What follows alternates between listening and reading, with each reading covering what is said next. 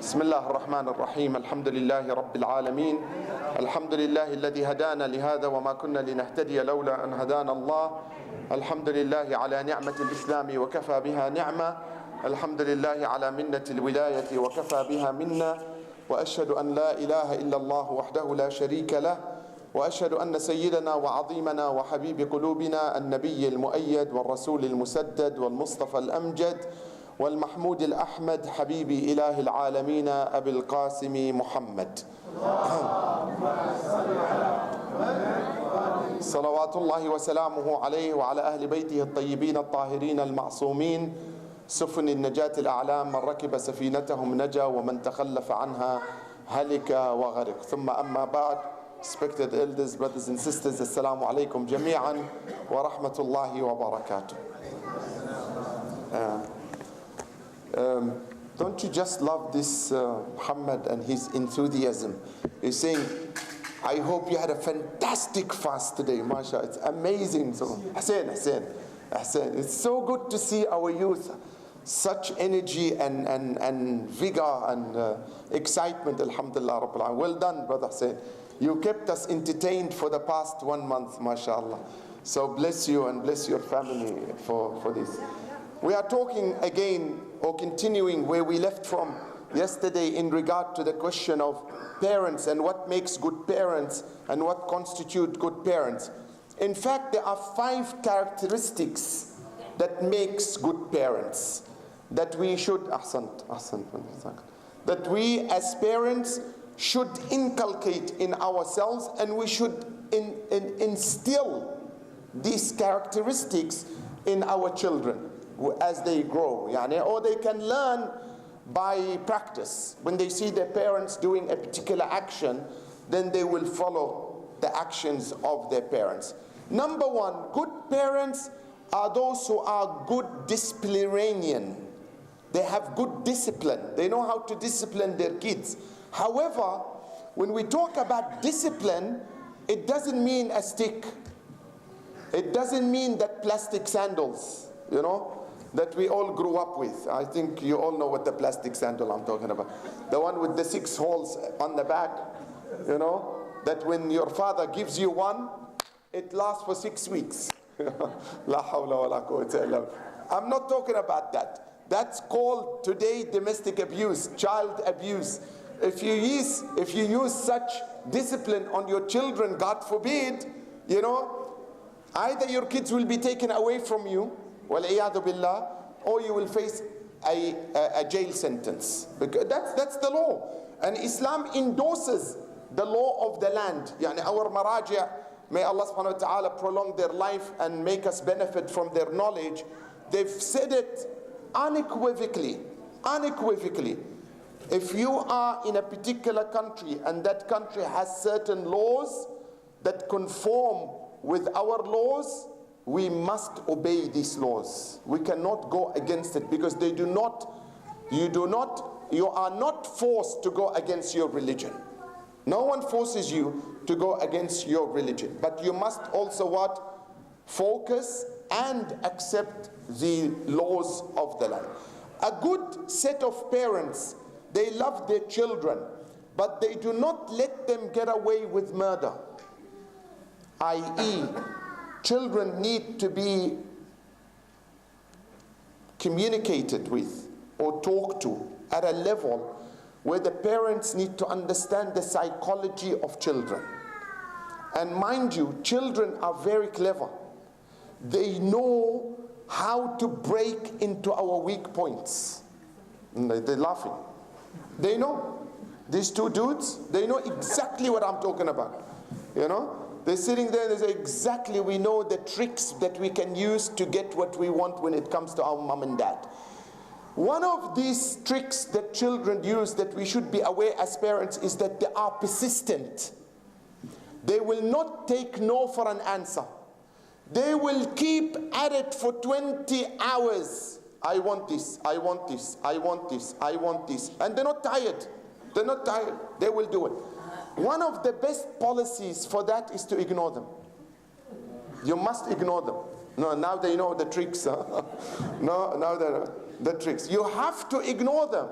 And parents need to learn the psychology of children and how to deal with the children. The minute you give in, that's it. You've lost the rest of the battle, you know? Because then they know that you are not genuine, or you are not, what do you call it? Jaddi. Yani you're not serious. You're not serious when you say what? No. I know I'll break him. Just give me 5 minutes. You know?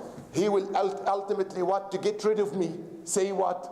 Say yes. Or the other policy, which works 99% of the time. And that is our mistake as parents. Go to your mom. That's it. You've killed it. You've killed it.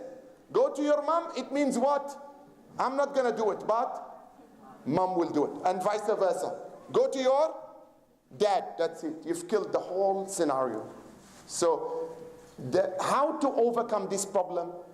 If the mother goes and says to her son or to her daughter, go to your dad. Mom and dad should talk to one another before, as a policy, that if I send my son to you or you send your daughter to me, the answer will remain what? No. The answer is not going to change, right? It has to remain the same as both parents are. So don't use these tricks, all right? They're not going to work. They are not going to work. Parents strongly may disapprove of their children's misdeeds using what we call, you know, if you know there is something wrong going on with the family, with your kids, you must be very what? Strongly disapprove the action. But with what? You must disapprove the action when they misbehave or carry out misdeeds with what we call using tough love. Not tough discipline, but tough love to prove the point. He or she does this through the power of their words, not through the power of their fists. Parents must never use physical discipline, but they must use what?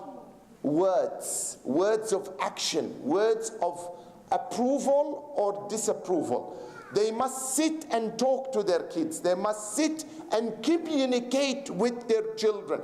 You know the good old family dinners? I think we should reintroduce them. You know how the whole family used to sit for a dinner? I watched a Facebook video once. Sallu ala Muhammad wa ali Muhammad. Where a father invites all his children over for dinner. So they bring their kids and they bring their daughters, and so it's a family dinner. What does the dad do? Yani the dad for his kids and a grandfather for his grandchildren.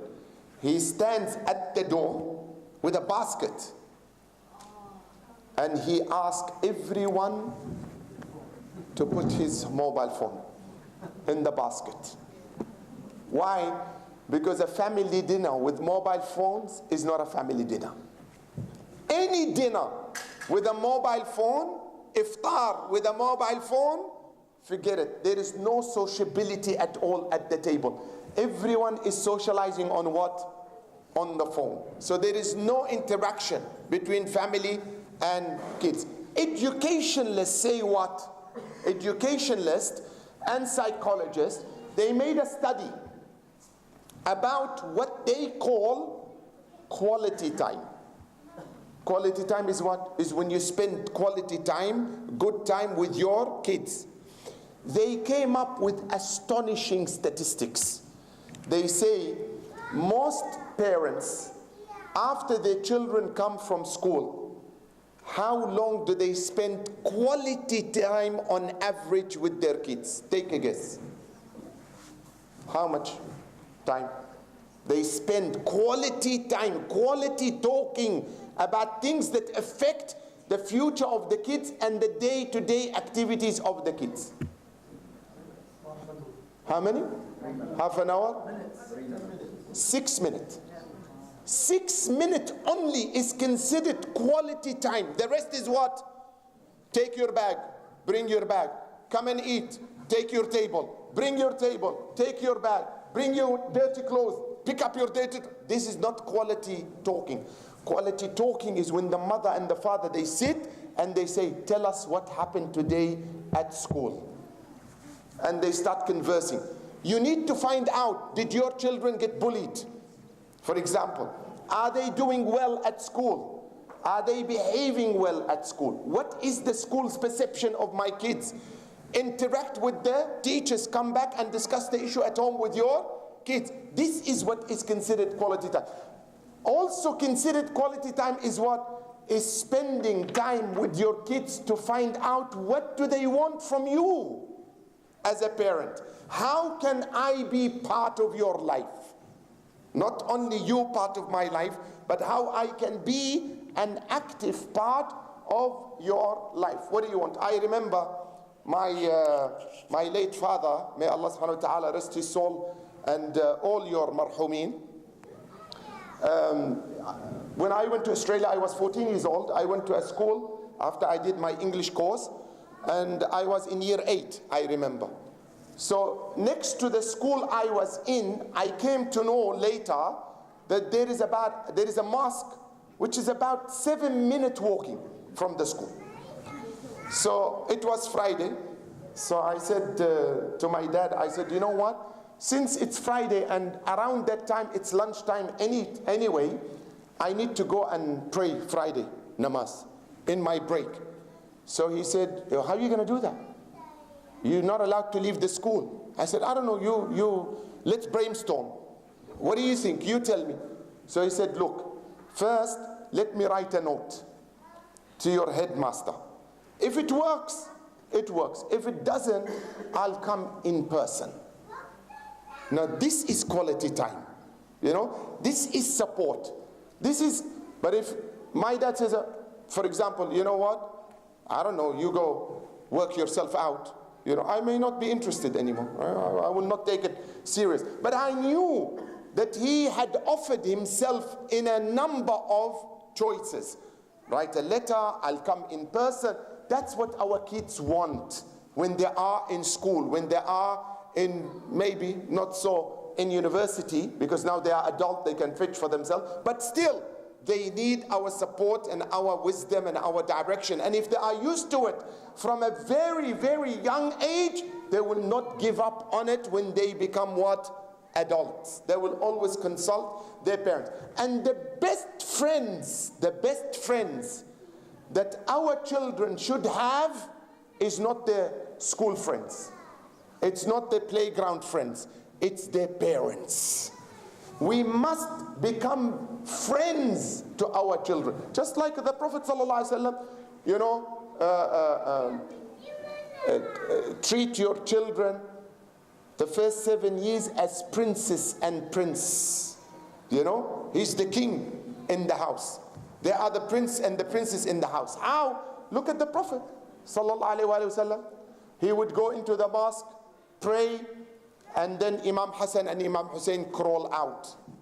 They crawl out into the mosque, 1 2 years, 1 3 years. They were a year apart, and all of a sudden they jump on the Prophet mosque, on the Prophet's back. The Prophet is in sujood. God help my wife if I am in sujood and my son crawls on my back. One of two things will happen. Either he will be chucked out of the window, or the wife is divorced. Right? How many times I told you I want to concentrate in my prayers? How many times I told you to keep the children away from the sajdagar? How many times you don't hear the end of it? What did the Prophet do? The Prophet used to prolong his sajda. كان يطول في سجوده أو يطيل سجوده. You know, prolong his sajda. One day, funny, you know, these incidents do happen. One of the companions of the Prophet ﷺ, he says, the Prophet took so long, I was worried. So I lifted up. Yani his salah gone. But doesn't matter. At least he told us what happened. You know, you can repeat his salah. He said, I lifted from sajda and I saw something incredible. And I knew why the Prophet was in sajda for so long. I saw Imam Hassan on his back. And The Prophet then took his time until Imam Hassan came out by himself. When he finished, of course that companion, he doesn't want to say, so the other companions asked the Prophet, Ya Rasulullah, what happened today? أغيرت الصلاة أم زيد فيها? So what happened today? Has Salah been altered, or an addition happened to it today? Or were you receiving wahi? You know, were you receiving revelation? He said, none of this happened. ألا إن ابني الحسن بن علي قد اعتلى ظهري. Allahu Akbar. None of this happened, but my grandson Hassan ibn Ali alighted or went on my back, jumped on my, فكرهت. I became, uneasy to what? To disturb him. Allahu Akbar. This is Rasulullah. He's saying, I don't want to disturb my grandchild and take him off. I let him do what he wanted until he finished. And when he decided to come down, I came up and continued my prayer. In another incident, a companion says, I don't know whether it was Abu Dhar or Bilal or Jabir or one of the companions. He says, I came by the mosque. I saw the Prophet in the mosque on his four. Yani show on his four, on his hands and knees. I said, what's the Prophet doing? On his four, on his, and then all of a sudden I noticed Imam Hussein on his back. I said, I couldn't believe it. I said, what an excellent ride this is. What an excellent ride this is. So what an excellent rider, sorry, what an excellent ride he is, referring to the Prophet. So the Prophet said, no. What an excellent the rider is. What an excellent the rider is. Meaning Imam Hussein, who's riding on the back of the Prophet. This is love. This is giving of yourself and giving of your time. What? You've never done it, right? Have you ever done it with your parents? You have? Excellent. Beautiful. Fantastic. Thank God. Have you, Aliyan? So your father actually made you ride on his back. Fantastic. Brother Ali, you're lucky. Otherwise you would have been under the hammer now. We shouldn't say that. He's praying. I don't want to make him laugh. Thank God your son has vouched for you, that you actually did that for your child. So they use words to speak and dialogue with their children. Let's examine in this regard the words of Imam Ali salawatullahi salamu alayhi, in particular to his advice when he spoke to Imam Hassan salawatullahi salamu alayhi. Very amazing discourse between Imam Ali and Imam al-Hassan salawatullahi salamu alayhi. He says, I found that you are part of me. وَجَدْتُكَ جُزْءٌ مِنِّي. The Imam is saying to Imam Hassan, you are part of me. Then the Imam changes his words. He said, no, indeed you are the whole of me. وَجَدْتُكَ جُزْءٌ مِنِّي كَلَّا بَلْ أَنْتَ كُلِّي. Allahu Akbar. You are all of me. You represent me. You are my extension. You are an extension to my existence. What befalls you, befalls me. Yani what happens to you, whatever feeling of sadness, happiness, joy, euphoria, whatever situation, it means I am in the same position as you are. If death comes to you, it is as if it had come to me. Even your death, even your agony, your pain, it's part of my pain. What concerns you concerns me. Therefore, I have written this message to you to guide you whether I live or I die. I advise you, my son, to take heed of Allah. All the Imams, the first wasiyah they give to their children unequivocally is what? Is not go get money. No, be conscious of Allah. Once you are conscious of Allah, then you can do everything right. Everything falls into pieces. Then go seek the dunya, get the dunya, but seek the dunya within what? The parameters of being God conscious. Always put God ahead of whatever you do in life. I advise you, my son, to take heed of Allah and to abide by his commandments. Fill your heart with his remembrance. Allahu Akbar. And fill your heart with the remembrance of Allah is not just by lip service. No, it's by action. So that remembrance becomes a reflection on what? On your organs. Right? So the remembrance of Allah is like a battery that charges your mind and reminds you that Allah is part of your existence. Don't violate that existence. Right? Like Allah subhanahu wa ta'ala said in Hadith Qudsi, مَا وَسِعَتْنِي أَرْضِي وَلَا سَمَاوَاتِي. Neither the heavens nor the earth could contain me. وَلَكِنْ وَسِعَنِي قَلْبُ عَبْدِيَ الْمُؤْمِنِ. But the heart of my believing servant was a good place for me to be in. But which heart? Which heart? Huh? Is it a gossiping heart? A hateful heart? A heart that has animosity? A heart that has greed? A heart that has hasad or envy? No, the pure heart. Allah wants to be in a heart of a person that is pure, that can contain the rays of Allah subhanahu wa ta'ala within it. Hold tight to his rope. What connection is stronger than one between you and Allah is you attach yourself to it. Always attached to that rope that Allah has stretched down. Enliven your heart with morality. He said, أحيي قلبك بالأخلاق. Make your heart a heart of morality.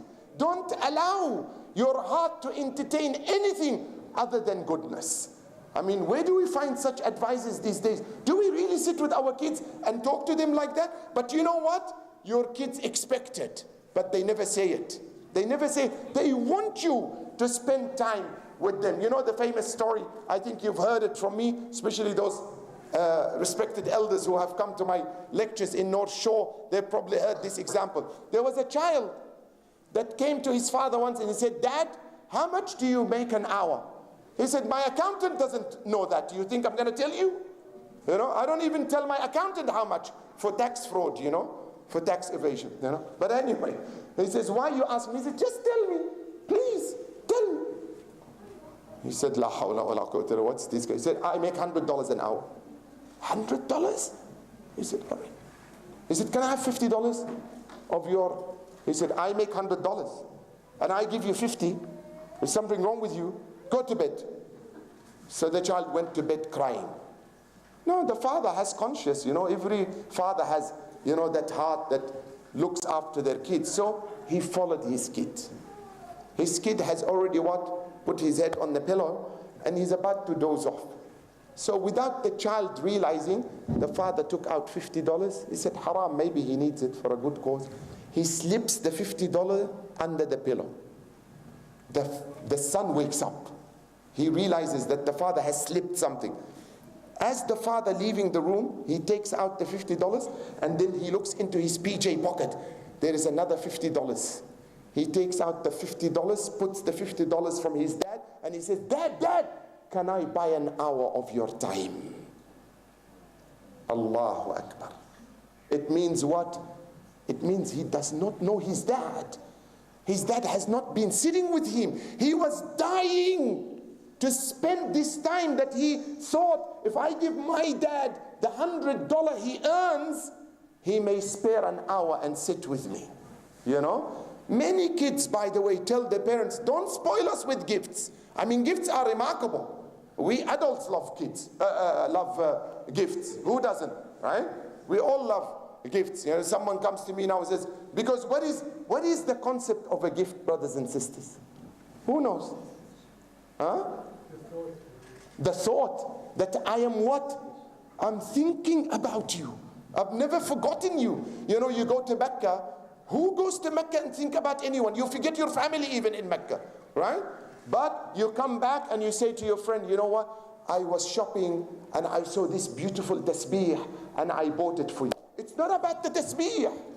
It's about the fact that you never escape my mind. That's the beauty. That's why Rasulullah says what? Tahadu, tahabu. Allahu Akbar. Exchange gift, love will grow in your hearts. Allahu Akbar. You know those who say, Islam doesn't talk about love. Ooh, where are you? It's Islam that talks about love. Imam Sadiq says, وَهَلِ الدِّينِ إِلَّا الْحُبِّ. وَهَلِ الدِّينِ إِلَّا الْحُبِّ. Is religion anything but love? But we haven't been taught this. You know, unfortunately, we've always been taught the harsh part. Sorry, we're talking about you, Brother Ali, before. I don't know if you heard us, but Aliyan vouched for you. He said, yes, I gave a story of Imam Hussein riding the back of the Prophet. He said, my dad does this to me. I said, Alhamdulillah Rabbil Alameen. Alhamdulillah Rabbil Alameen. You came out clean, Brother Ali. May Allah bless you. So he says, enliven your heart with morality. Mortify it, or mortify its desires with renunciation. What does that mean? When a desire comes to your heart or to your mind, the Imam says what? Reject it.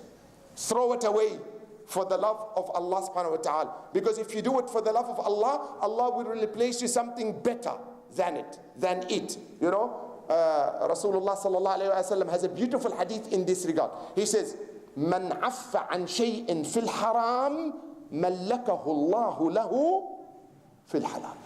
Allahu Akbar. Whoever refrains from anything that is haram, Allah will replace him the same thing or even better in halal. But you need to have that strong faith that yes, I left it for what? For you or Allah. I left it for you or Allah. Look at Yusuf. You know what? Wallah al-Azim, the biggest favor we can do to our children is what? Is a father sitting with his son and going through Surah Yusuf to teach our children discipline, how we can stand against temptation. You know, when you talk about Zulaykha, forget all the women of today, you know, because most of those so good looking women are what? Plastic. Yeah? 90% of them are what? Plastic. Botox, or fillers, or nose job, or lip job, or God knows what job, right? They're all based on fillers, you know, and Botox and cosmetic surgery. Zulaykha, natural 100% God-given beauty, right? She comes to Yusuf, she said, Hita lak. Here, I'm ready for you. He says, Ma'adallah, inna rabbi ahsana mathwai. Inna rabbi ahsana mathwai. You know what inna rabbi ahsana mathwai means what? Not God. Not God. He says, the owner of the house, your husband, has raised me well. I cannot betray him. You're offering yourself in the house of the man that raised me to me. You know, he did bring the question of God into it. Of course, he did it also out of awe of God, but also out of respect to who? To the person he was raised in his house. He said, I won't betray the trust. She said, well, either this or jail. قال ربي what? قال ربي السجن أحب إلي مما يدعونني إليه وإلا تصرف عني كيدهن أصب إليهن وأكن من الجاهلين. He said, Ya Allah, now I seek refuge with you. She said to him, either you give me what I want or you are going where? Jail, jail, you're going to jail. He said, Ya Allah, please. Jail is better for me than what? Than fornicating, than doing thing that is haram, wal iyadu billah. And then he says what to Allah? He says, Allah, please keep them away from me. Keep them away from me. You know, yes, I'm a prophet, I'm your prophet, but I'm a human being. Keep them away. I want your protection. That's what we need to teach our children. Discipline and protection against temptation. Because if we don't sit and talk to them, you know, sometimes parents say, how am I going to tell to my son about these issues? Well, if you don't, someone else is. And trust me, and that someone else who's going to talk to him or her about these issues, they're not going to talk to them in the right way. Right? We know what happens in schools.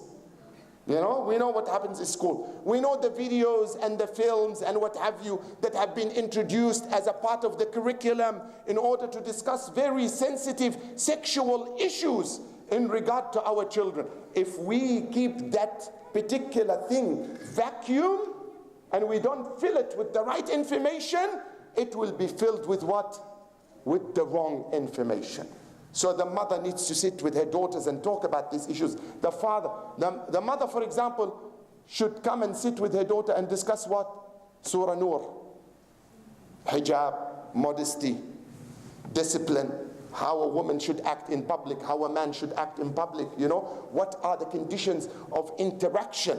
What are the conditions of interactions and how we should interact and how we should listen to our children when they come across a challenge or a problem or a proposal, even a proposal.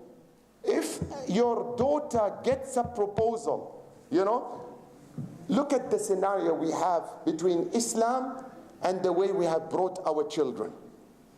Look at it. What does God say about proposal? Look at the story of Musa and the daughter of Sheikh, right?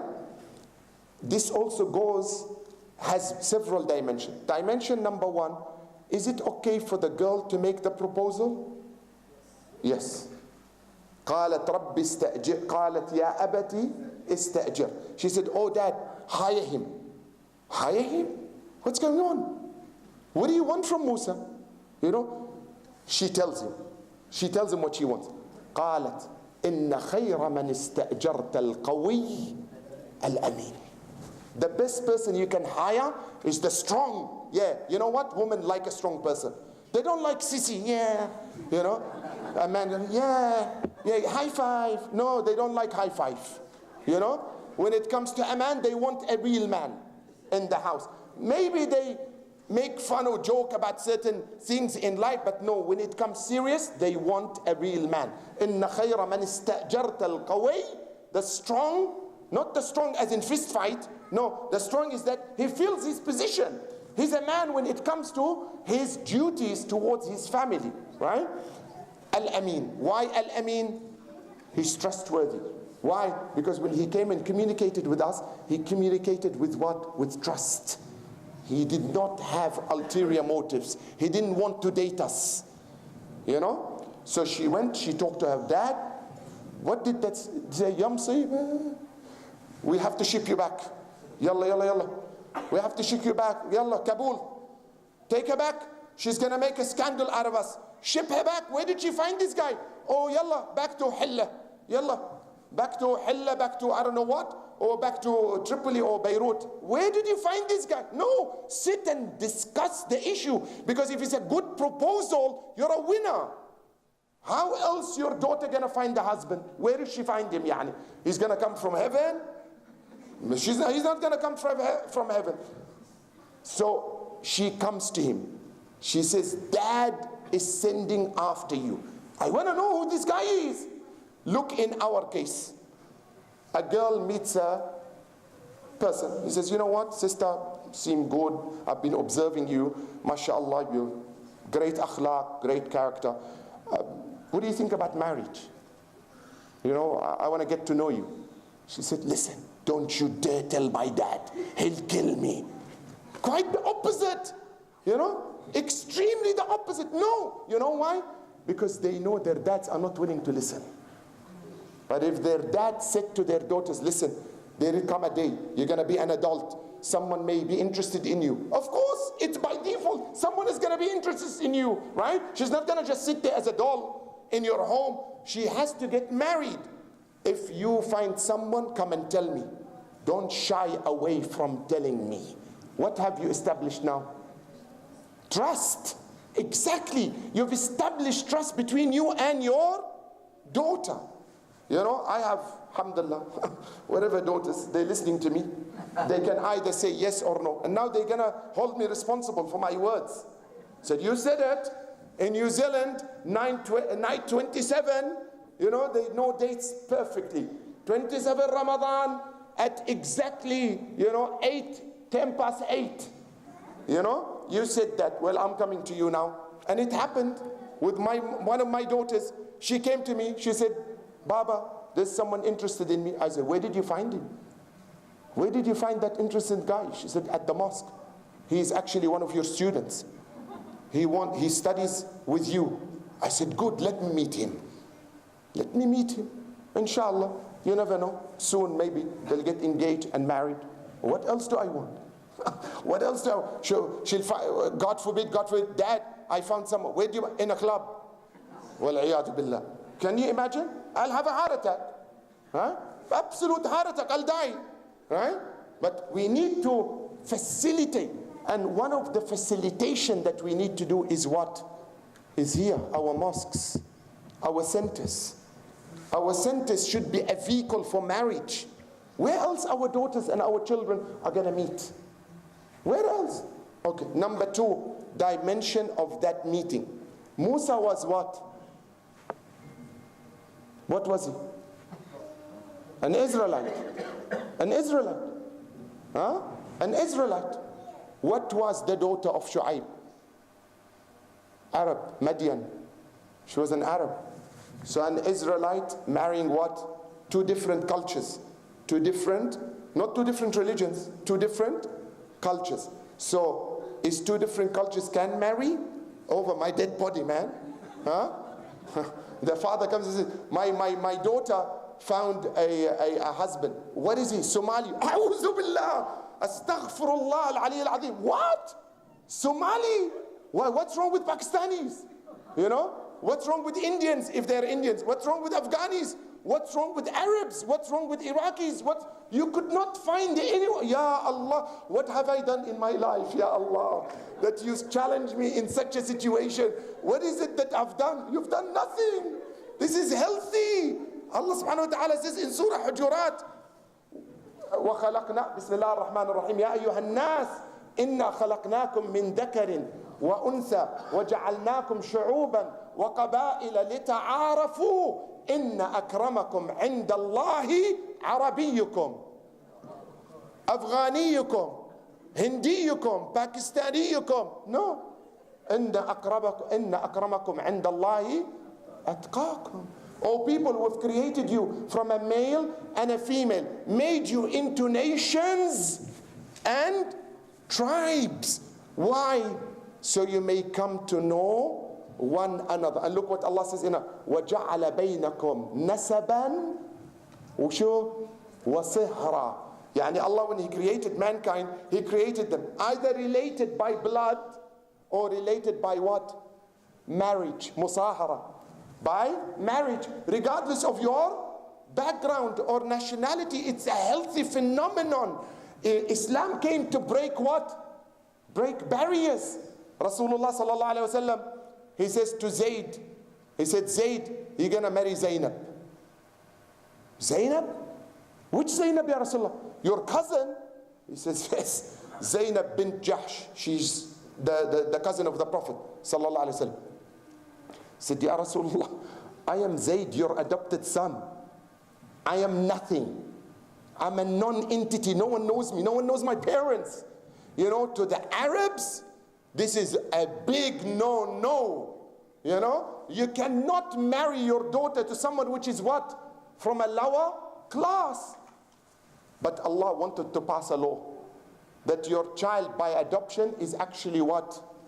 He's not your child. There is no adoption in Islam. Yeah, there is fostering, there is caring, yes, but there is no real adoption where you say this is now my son or this is my daughter when he has natural parents. No, you care for them, you give them everything, you spend on them, you give them education until they grow up. Yeah, perfect way of looking after children. But don't say he's my son, because you're not the natural parent of that child or daughter. It goes against logic. It goes against the question of inheritance and blood relationship. He's a stranger. He could marry you. He's not your brother, right? So Allah subhanahu wa ta'ala says, yeah, we need to pass a law. What is the law? Zayd marries Zainab. So look, Rasulullah goes to Zainab. Zainab, my cousin. Like we say, hey cuz. You know? Of course Rasulullah didn't say that. Hey cuz, I found you a husband. I found you a husband. I'm saying that, you know. I found you a husband. Who, ya Rasulullah? Zayd. Zayd. Oh my God, Zayd. We don't even know where he's from. She said, yes, you have to marry him. She said, well, if Allah and His Prophet say so, I will. Khalas, end of the story. Kill that class system, right? Kill that segregation and so on and she gets married and what have you, and then she gets divorced, and then the Prophet marries her after that, you know, in order to say what? To say that he was not his son, because if it was his son, his wife becomes what? Haram forever. Haram forever. You can't marry the wife of your own children. It's like your daughter, right? So mortify its desires with renunciation. Strengthen it with certitude. Yani strengthen your heart and your character with what? With yaqeen. Have yaqeen. Wallah, law kushifa al-ghita mazdattu yaqinan. Imam Ali says, if the veil is taken away, my faith will not increase in certainty. It will not increase in certainty. Enlighten it with wisdom. Allahu Akbar. You need to get wisdom. It's not knowledge, brothers and sisters. It's not just knowledge. Why? Why knowledge alone is harmful? Who knows? I'll ask you a question. You're gonna laugh, but it's a valid question. Tomatoes, fruits or vegetables? Fruits. What are they? A tomato is not a vegetable. No, please, sister. A tomato is classified as what? Good. Would you put tomato in a salad? Not a fruit salad, a normal salad. Yes. Sorry, would you put a tomato in fruit salad? No. But it's fruit. Why wouldn't you? Because wisdom says what? No. Knowledge said what? It's a fruit. But wisdom says what? Says no, you don't. You spoil the fruit salad. For God's sake, who puts tomatoes in fruit salad? Right? Wisdom. Wisdom says no. So when you have knowledge, you need how to apply knowledge. That's when wisdom comes in. Right? That's when wisdom comes in. So he says what? He says enlighten it with wisdom. Humiliated with recalling death. Allahu Akbar. The Imam says when your nafs starts playing up, put it into place. How? When it starts getting lofty, pride, showing off. Say, hold on. Calm down. Death is going to come your way. Death is going to come your way. Come down to reality. There's two alims, one Allama Tustari and one Allama al-Baha. Very well-known alims in our school of thought. Ayatullah al-Allama al-Baha, or al-Baha'i, and Ayatullah Tustari. One day Ayatullah Tustari goes to visit Allama Baha. So it was the time of what? Time of Dhuhr. So Allama al-Baha'i says to Allama Tustari, you lead the prayer. He says, no, I'm going home. He says, why? He says, I'm going home. I can't. You lead the prayer, I'm going home. Please Maulana. When it comes to Maulanas, it's difficult, wallah, So he says, please let me go. He says, all right. No problem, I exempt you. His students came with him, they left also. He said, Maulana, why didn't you lead the prayer? He said, I am in the presence of a giant. This guy was a giant in knowledge, Allama al-Baha'i. He said, when he introduced me to lead the prayer, my nafs started playing up. So, Allama Tusturi, MashaAllah, you're going to lead the prayer in front of Allama al-Baha'? Allahu Akbar, what will people say? I said, I want to teach this nafs a lesson. I want to teach her a lesson. Get out of here. Go back home. Who do you think you are? Who do you think you are? Another story they say about Imam Khomeini. One day he was meeting with his, top generals. And they're discussing the Iran-Iraq war. All of a sudden, the Imam leaves the room and goes away. Goes 5 minutes there. We're discussing one of the most important decisions. They say it was the decision where the Imam says, the day I decided to end the war, it was like I drank poison. That day. It was that meeting. So you can see the severity of the situation. He goes, and then he goes for 15 minutes, 20 minutes. So the general says, Sayyid Ahmad, his son, please go see what happened to your dad. This is not the time to go away. He follows, looks for Imam everywhere. And I've been to the house of the Imam, by the way. It's in and out and a million, not a million rooms, but few rooms before he can get to the bathroom. So he finds him in the bathroom. But the door is open. It's not closed. So he goes inside. He finds his father, may Allah honor you. You know that toilet brush? He's cleaning the toilet. He says, Dad, are you serious? This is the time to clean the toilet? We're discussing the Iran-Iraq war and all these top generals. What's going on to you? You know? Imam Khomeini says, relax. Calm down, calm down. He says, no, seriously, is something wrong? He said, yes. He said, what's wrong? He said, you know, these guys started telling me, you are the Imam, the decision's in your hand, you have to make that decision, you are the Ayatollah, you are Imam Mahdi's representative. All of a sudden, I started believing these. I said, Wallah, I'm going to teach you a lesson. Wallah, I'm going to teach you a lesson. I'm going to teach that nafs, you know, your own. He said, Wallah, I'm going to take you to the toilet. Put your nose there. Who do you think you are? Who do you think you are? He said, that's why I came. He said, okay, have you taught her a lesson? You know, is the lesson over? He said, yeah, leave me for 2-3 minutes, you know. So he leaves him, goes back, and then he comes and resumes the meeting. And then he says, cut all these titles. Cut these titles. I don't want to hear it. Maulana, Ayatollah, I don't want to hear it.